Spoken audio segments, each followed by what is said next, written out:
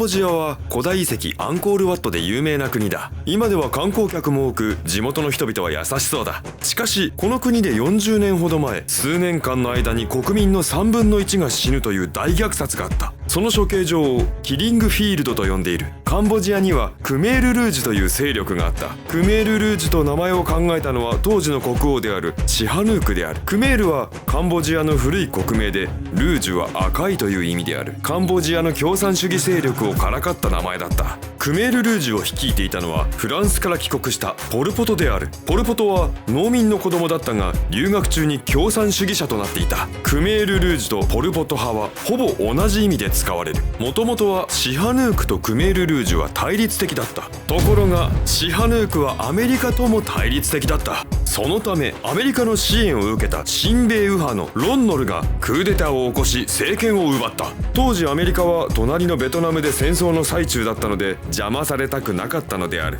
そこでシハヌークは仲の悪かったクメール・ルージュと手を組み、反米反ロンドルのカンプチア民族統一戦線を結成した。こうしてカンボジア内戦が始まった。アメリカはジャングルに潜むクメール・ルージュを執拗に空爆した。しかしクメール・ルージュは辛抱強く抵抗を続けた。アメリカの空爆に反発した国民はクメール・ルージュを支持した。頑張れ。クメール・ルージュはついに1975年ロンノル政権を倒した。ところがもともと仲の悪かったシハヌークとクメール・ルージュはまた険悪になり、シハヌークは監禁されてしまう。こうして指導者の名を冠したポル・ポト政権が誕生した。ポル・ポトは極端な共産主義で、なんと貨幣を廃止してしまった。ポル・ポトが目指したのは全ての食料を自給する農業社会で、都市にいた住民は全て地方に移住させられ、農業労働に酷使された。しかしアメリカの爆撃によって大打撃を受けていた農村は食料生産能力が低く、